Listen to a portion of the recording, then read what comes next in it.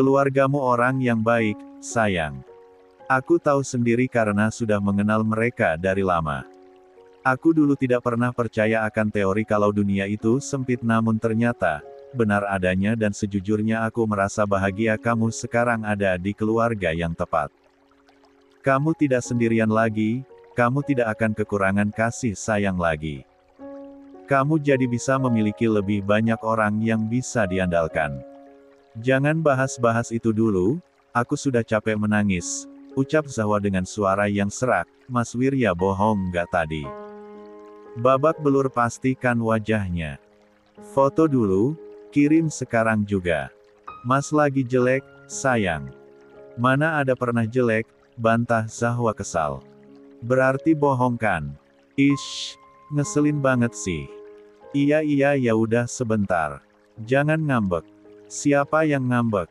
Zahwa membantah sekali lagi, namun nada suaranya benar-benar mirip orang yang tengah merajuk, membuat Wirya terkekeh dibuatnya. Tuh, sudah dikirim. Dengan cepat, Zahwa membuka ruang obrolan mereka lalu membuka foto yang Wirya kirim. Selfie pria itu dengan sudut bibirnya yang robek juga lebam di tulang pipinya. Benar kata Wirya, keadaannya tidak separah yang Zahwa bayangkan di dalam kepala. Pria yang memakai kaos hitam itu tersenyum tipis ke arah kamera. Zahwa menarik ingusnya yang tiba-tiba ingin meler, hatinya merasa berdebar hanya karena melihat foto itu. Aku enggak banyak punya foto Mas Wirya, cuma waktu di sini saja kemarin jadi banyak ngefotoin.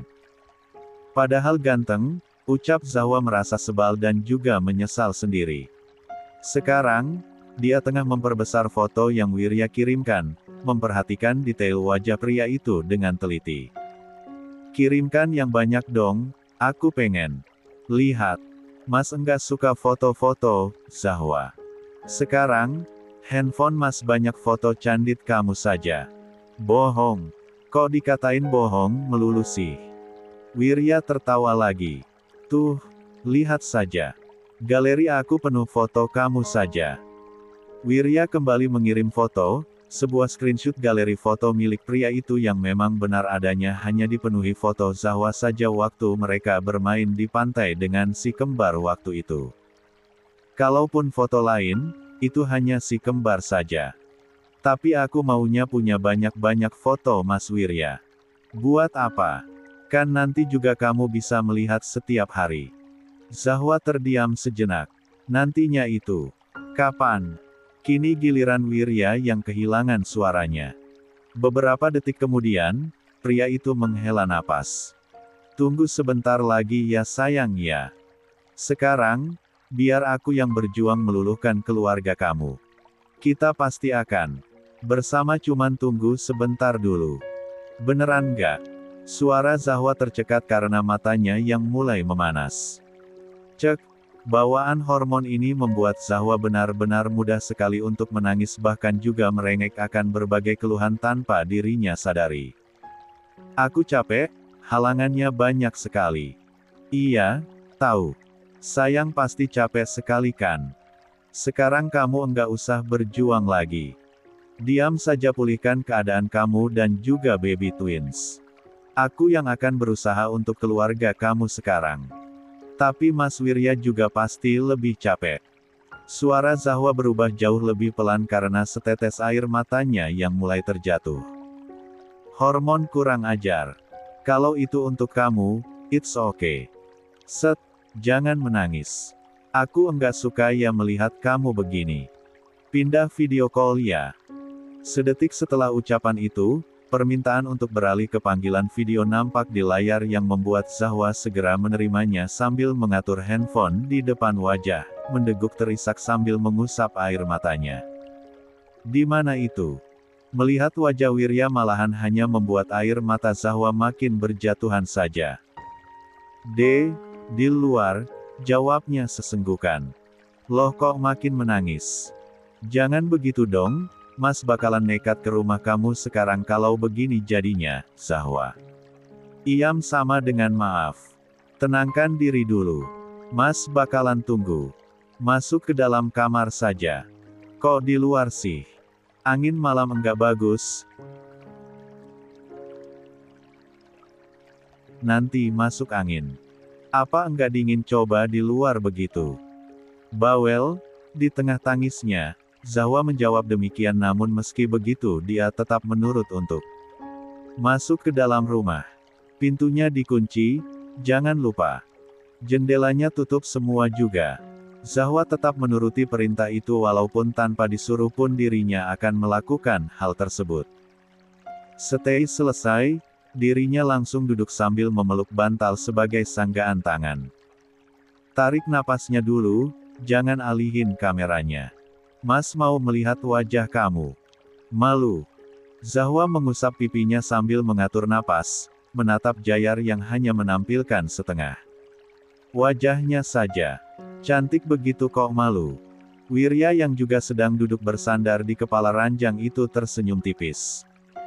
Sudah tenang. Zahwa hanya mengangguk saja sambil terus mengusap matanya. Yang itu tadi jangan diobrolin dulu ya. Kamu cukup tahu saja kalau kita pasti akan bersama. Apa saja akan aku lakukan, trust me. Aku bahkan mungkin saja bisa gila kalau tidak bisa bersama kalian. Kalau harus sebegini perjuangannya agak bisa mendapatkan kamu. Aku tidak keberatan. Siapa yang tidak suka kamu coba? Dulu Erlan, terus ada Arga mana Arjuna bocah itu juga suka menggoda kamu. Hafal banget, sih. Zahwa bertanya tidak habis pikir namun kini sudut bibirnya kembali melengkungkan senyum. Ya, harus dihafal dong. Dicari tahu juga keluarga mereka bagaimana biar kalau macam-macam aku tahu kelemahannya. Kok seram banget. Jaga-jaga saja, aku cuma tidak mau hal buruk terjadi dengan kamu lagi. Manis banget deh omongannya. Dikata-katain mulu dari tadi. Wirya menggerutu namun Zahwa tahu kalau pria itu hanya bercanda meniliki dari senyumnya yang muncul di layar. Kenapa tadi duduk di luar? Jangan begitu lagi ya, kamu itu harus banyak-banyak beristirahat, Zahwa. Enggak bisa tidur. Keluarga aku emang baik banget tapi aku masih asing dengan rumah ini. Wajar, nanti juga terbiasa. Coba rebahan dulu, siapa tahu bisa mengantuk. Enggak mau, aku masih mau mengobrol. Iya, sambil mengobrol kok ini. Wirya menjawab dengan begitu bersabar segala kemauan dan juga kebawelan Zahwa malam ini. Sebisa mungkin menahan perasaan mendesak yang terasa mencekik ini. Mengendalikan diri untuk tidak mendatangi Zahwa sekarang juga akibat perilaku perempuan itu yang bagi Wirya luar biasa menggemaskan sekarang. Jarang-jarang sekali melihat Zahwa yang bersikap manja begini. Biasanya dia selalu kikuk meskipun hal itu juga terlihat lucu namun yang begini jauh lebih berkali-kali lipat lebih menggemaskan bagi Wirya. Aku bilang sekali lagi, pokoknya yang tadi jangan dikhawatirkan ya. Aku akan handle itu. Fokus ke baby twins dulu ya. Kandungan kamu lemah, sayang. Itu berbahaya bukan hanya untuk anak-anak kita tapi juga kamunya sendiri. Wirya bahkan hanya mengulang-ulang permintaannya, nampak benar-benar memohon agar Zahwa Bia menuruti kemauannya. Lia, tapi nanti aku coba bantu bilangin ke papa agar enggak membatalkan kerjasama dengan keluarga Mas Wirya ya. Aku enggak bisa menjanjikan bakalan dikabulkan sih, tapi nanti aku coba dulu ya. Aku akan sangat berterima kasih untuk itu, tapi kalau tidak bisa tidak apa-apa. Aku akan mencoba melakukannya dengan caraku, jawab Wirya dengan senyuman menenangkan.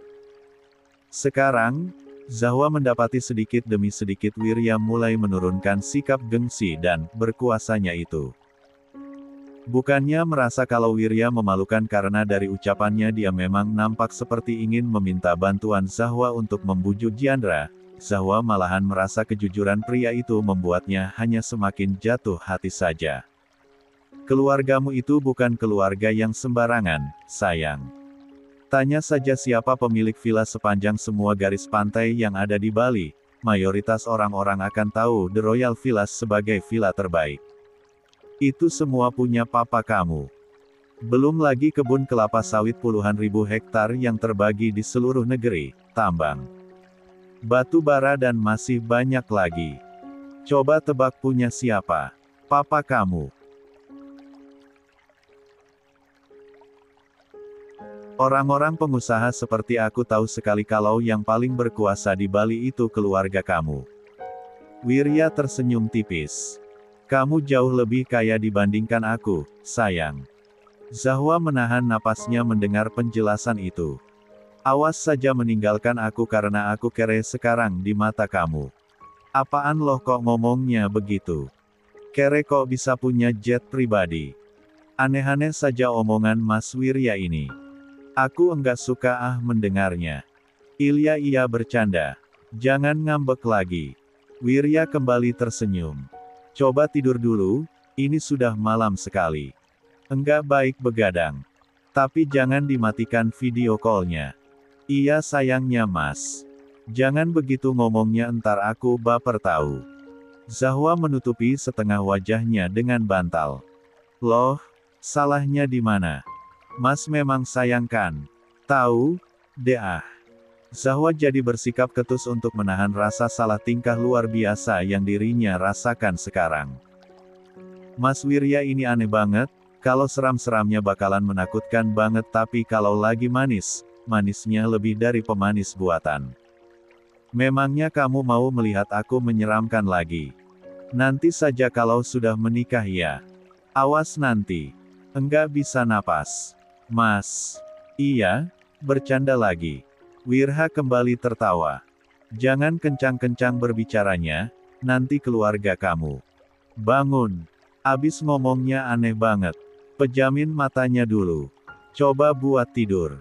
Atur napasnya biar lebih tenang. Zahwa menuruti saran yang Wirya berikan dan ajaibnya Zahwa berangsur-angsur merasakan perasaan kantuk yang semakin memberat setiap detiknya.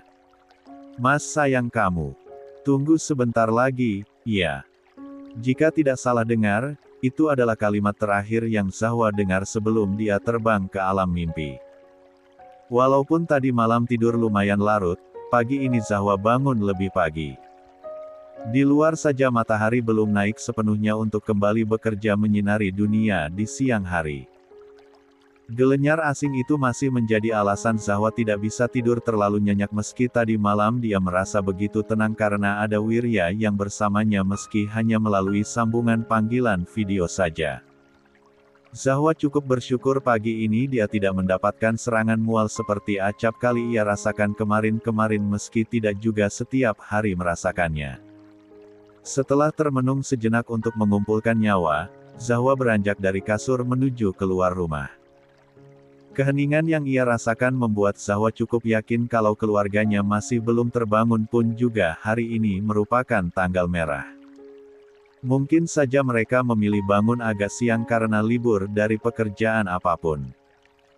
Namun dugaan Zahwa salah ketika dia melihat punggung sang ayah yang tengah duduk entah melakukan apa di kursi teras depan rumah. Memperhatikan jalan setapak yang masih kosong melompong belum dilalui aktivitas manusia. Rumah milik keluarganya ini bukan terletak di perkotaan namun juga tidak terlalu menuju pedalaman. Ada di tengah-tengah adalah jawaban yang tepat. Sekitarannya masih begitu rindang dengan sepanjang jalan menuju rumah dipenuhi oleh pepohonan besar namun jika ingin ke mall juga hanya memerlukan jarak tempuh kurang lebih 1 jam saja. Benar-benar tempat yang strategis sebagai tempat peristirahatan setelah seharian lelah bekerja. Melihat Jiandra yang hanya duduk diam, Zahwa berinisiatif untuk membuatkannya teh hangat. Jadilah, dia pergi ke dapur untuk membuat teh chamomile sebanyak 2 gelas karena mengejutkannya Zahwa merasa suka menciumnya ketika tadi mencoba dengan hati-hati, bukannya merasa mual seperti mencium aroma makanan yang lain. "Pak," Zahwa memanggil yang membuat Jiandra langsung menoleh. "Loh kok sudah bangun saja?" Ayahnya itu bertanya kaget namun dia tetap membantu Zahwa untuk menaruh nampan yang sang anak bawa di samping tempat duduknya. Zahwa tersenyum tipis. Mungkin belum terlalu biasa tinggal di sini, Pak, tapi biasanya memang juga bangun pagi kok buat olahraga ringan.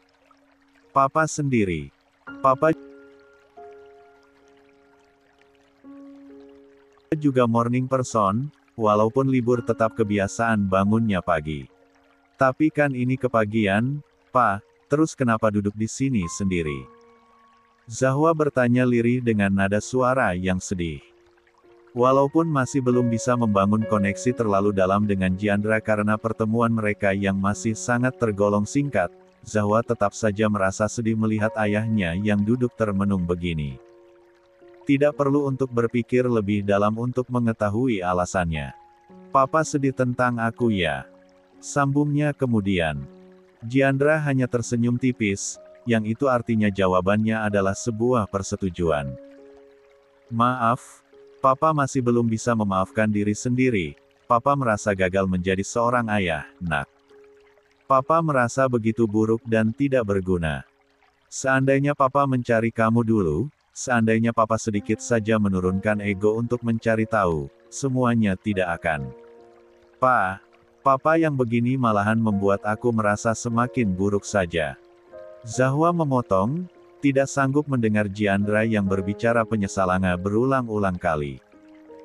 Semua sudah terjadi, dan apa yang terjadi tidak akan bisa kita cegah lagi. Yang harus kita lakukan adalah berdamai dan mencoba memperbaiki diri di masa depan. Aku pun susah sekali untuk memaafkan diriku di masa lalu, tapi bagaimana? Keadaanku terdesak dan garis takdirku sudah terukir begitu dan aku pun sudah merasakan karmanya, tidak disukai di sana-sini. Zahwa tersenyum getir. Aku pikir, sudah saatnya aku berdamai dengan masa lalu dan fokus untuk masa depan saja, masa depan anak-anakku. Lagi pula jika yang kemarin itu tidak terjadi, aku tidak akan mungkin memiliki jalan yang begini dengan Mas Wirya. Perlu keberanian besar bagi Zahwa untuk menyebutkan nama kekasihnya di hadapan Jiandra karena Zahwa berpikiran, kalau bukan sekarang kapan lagi. Zahwa ingin tahu pendapat sang ayah tentang hubungan mereka karena segalanya masih abu-abu. Zahwa perlu kepastian agar dia tahu harus bertindak bagaimana. Apa perasaan kamu sebesar itu kepada Wirya, Nak? Apa yang membuat kamu menjadi terlihat sebegitu mencintainya?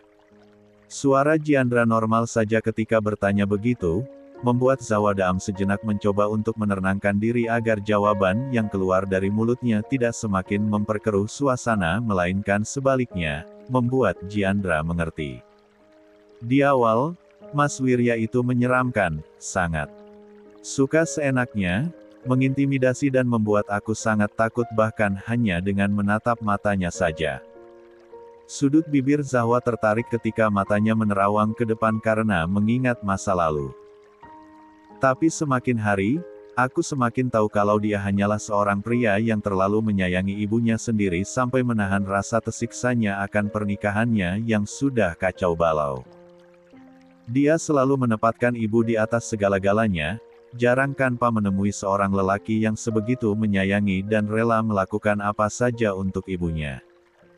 Zahwa menoleh, mencoba menyampaikan bagaimana segenap perasaannya melalui sorot matanya yang menatap jujur sang ayah. Mengejutkan, di balik sikap menyeramkannya Mas Wirya itu sebenarnya perhatian tahu, bakalan menurut kalau dikasih tahu secara baik-baik. Agak kekanakan dan bawel sih kalau sedang sakit. Zahwa terkekeh ketika mengingat kenangan yang ada di dalam kepala. Tapi yang paling membuat aku jatuh hati, Pa. Perasaannya setulus itu, aku bisa merasakannya sendiri. Mas Wirya selalu mengutamakan aku di dalam hubungan ini, sekalipun dia tidak pernah pantang menyerah untuk membujuk Tante Giana untuk memberikan restu. Sekalipun tidak pernah mengeluh karena jalan dalam hubungan kami yang selalu banyak memiliki rintangan menghadang. Sejujurnya, aku bahkan merasa Mas Wirya terlalu banyak berbuat untuk aku, terlalu banyak berjuang hanya untuk mempertahankan aku. Padahal aku saja dulu tidak jelas asal-usulnya, mana dibenci ibu dan kakak angkatku juga kan. Hidupku kacau tapi Mas Wirya yang menyelamatkan aku dan menjadi alasan utamaku untuk bangkit kembali dan mencoba untuk menjalani kehidupan dengan lebih baik lagi. Hening. Dan Zahwa mendapati jantungnya berdebar begitu kencang menanti reaksi dari Jiandra. Wirya anak yang baik, Papa tahu itu. Jiandra memulai kata yang sempat membuat Zahwa menahan napas sejenak, merasa begitu cemas karena Jiandra benar-benar tidak mampu untuk bisa dirinya tebak. Dia anak yang pantang menyerah, Papa juga sangat tahu itu. Papa menjadi saksi utama dia yang berjuang untuk perusahaannya dulu.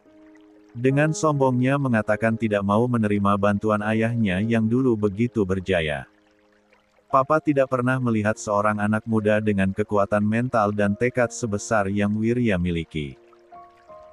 Di saat orang lain terutama perusahaan startup terlalu pesimis untuk meminta kerja sama dengan Papa, Wirya dengan beraninya mendatangi Papa seorang diri, mempresentasikan tentang usahanya tanpa sedikit pun keraguan bahkan ketika Papa mengujinya dengan menyanggah apapun yang ia katakan. Giandra mendengus geli. Dia anak yang kalau sudah bertekad akan sesuatu, pasti akan berusaha dengan apapun caranya agar keinginannya bisa terpenuhi dan terkabulkan, tidak pernah goyah walaupun gagal berulang-ulang kali. Mental seperti itu baru pertama kali Papa temukan di dalam diri seorang anak yang menurut Papa masih ingusan. Dan tebak apa yang terjadi? Lia, Papa tertarik kepadanya. Mengagumi keberanian dan tekadnya dan itulah mengapa walaupun dulu perusahaannya sangat tidak jelas dan seolah tidak memiliki cahaya harapan, Papa tetap bersedia menjadi investor utama. Dan ya, seperti yang kamu lihat dan tahu sekarang, seberapa besarnya usaha kekasihmu itu.